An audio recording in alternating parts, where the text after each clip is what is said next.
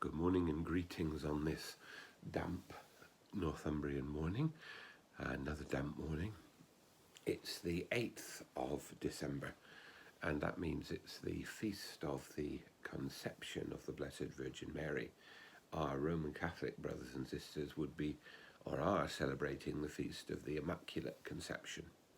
But neither the Eastern churches or the Church of England accepts the Immaculate bit. And it's all about how God's Spirit works and how human Mary is. To take back into her conception the idea that she was conceived without sin, without the inheritance of original sin, makes her substantially different to the rest of us. Whereas both the Eastern Church and our church, the Anglican Church, wants to say that Mary is like us. Mary is very much like us.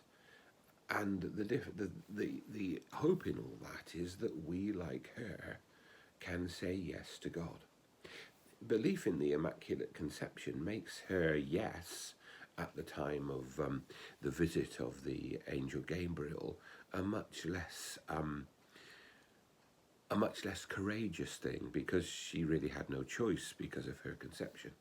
Whereas to think that she is conceived, as we are all conceived, and that then her yes to the angel is a product of the way in which her heart was open to the Spirit of God to change the world, is a much more important picture.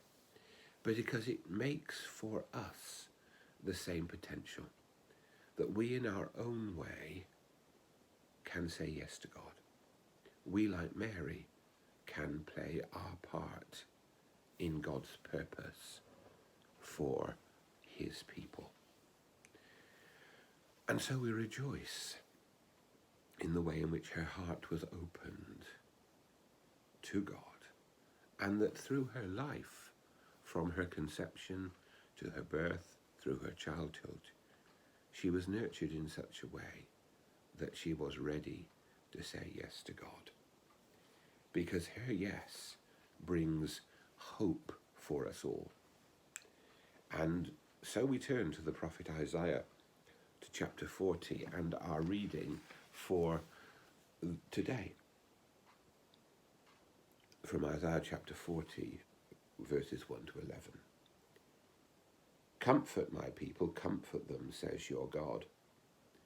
Speak to the heart of Jerusalem and call to her, that her time of service is ended, her sin is atoned for, that she hath received from the hand of the Lord double punishment for all her crimes.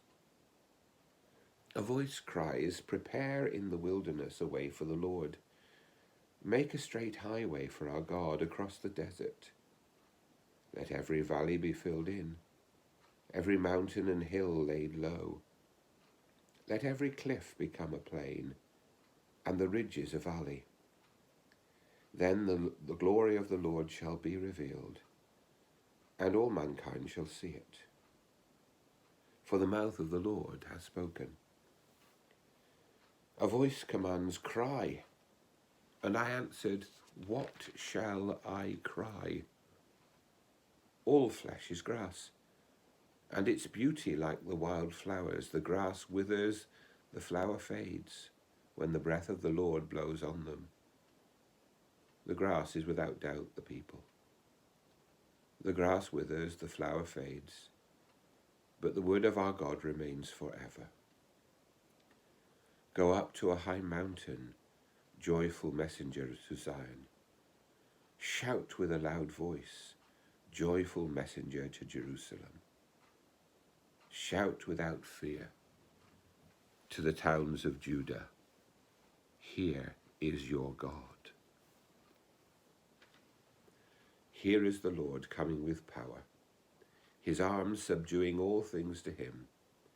The prize of his victory is with him, and his trophies all go before him. He is like a shepherd, feeding his flock, gathering lambs in his arms, holding them against his breast, and leading to their rest the mother ewes. for the gospel of the Lord, for the word of the Lord. Thanks be to God. Those of you with good memories will realise that I read from a different version the reading we had on Sunday. Those marvellous words of comfort and of hope from the prophet Isaiah, which are part of our Sunday cycle of readings and of our daily cycle of readings. They bear much repeating. Comfort my people, the one who comes, who will hold us in his arms. May God bless us all.